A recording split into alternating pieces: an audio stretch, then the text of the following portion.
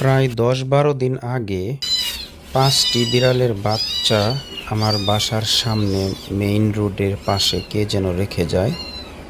এদের ঠিক চোখ ফোটার পরপরই কারা যেন রেখে যায়।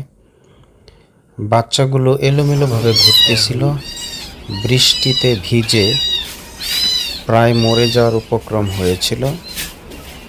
তো এগুলো দেখে আমার খুব খারাপ লাগলো। তাৎক্ষণিক এদেরকে বাসায় নিয়ে আসলাম। তারপর অনলাইনের সহযোগিতা নিলাম যে কিভাবে এদেরকে লালন পালন করা যায়। তারপর বাজার থেকে গরুর দুধ কিনে নিয়ে আসি। আস্তে আস্তে খাওয়াতে শুরু করলাম। দেখলাম যে এরা খাচ্ছে, কিন্তু প্রথম দিকে সমস্যা হয়েছিল, খেতে চায়নি। যেহেতু মায়ের অভাব পূরণ করা সম্ভব না, তাই আস্তে আস্তে খাওয়ানোর চেষ্টা করলাম। ২-৩ দিন পার হলে এরা ধীরে ধীরে ভালো করে খেতে লাগলো। ২৪ ঘন্টায় একবার দুধ খাওয়াই। কাজের ব্যস্ততার জন্য খুব সময় করতে পারি না। এখন প্রায় ১০-১২ দিনে অনেকটা বড় হয়েছে। আমার মনে হয় আরও ১০-১২ দিন নিয়মিত পালন করলে এগুলো বাইরে ছেড়ে দেওয়া যাবে। তখন নিজেদের খাবার নিজেরাই জোগাড় করতে পারবে। কিন্তু তার আগে এগুলো বাইরে ছেড়ে দিলে অনেকটা বিপজ্জনক হবে। খাবার খেতে পারবে না, না খেয়ে মারা যেতে পারে। যাই হোক, আল্লাহ তাআলা সৃষ্টি করেছেন, এদেরও পৃথিবীতে ভালোভাবে বেঁচে থাকার অধিকার আছে।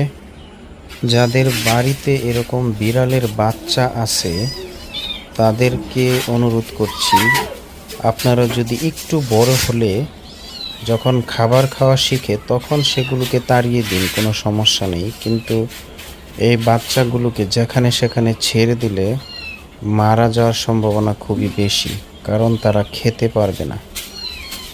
মা বিড়ালটা কোথায় আছে আমি জানি না, তবে আশেপাশে খোঁজ নিয়েছি, কোথাও পাইনি।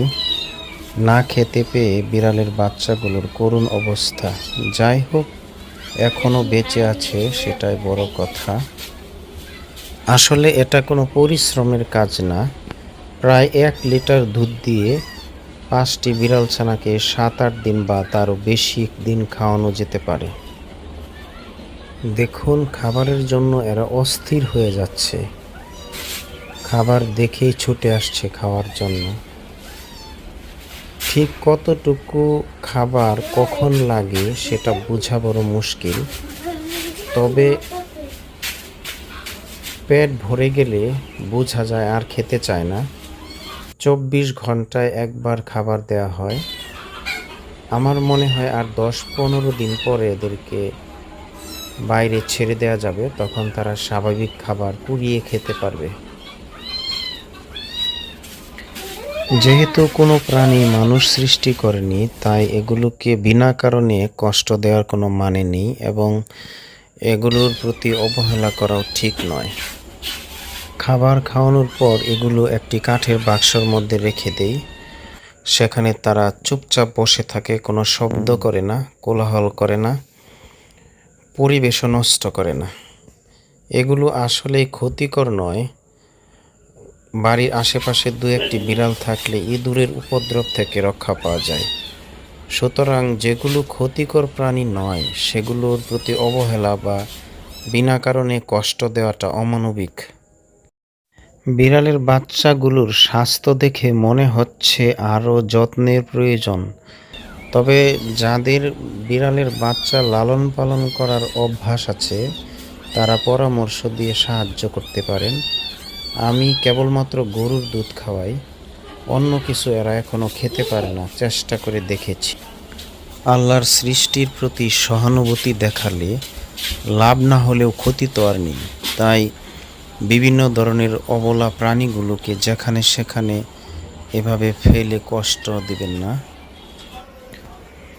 সকলেই ভালো থাকুন, সুস্থ থাকুন, নিরাপদে থাকুন। ধন্যবাদ ভিডিওটি দেখার জন্য। আপনারা চাইলে ভিডিওটি শেয়ার করতে পারেন।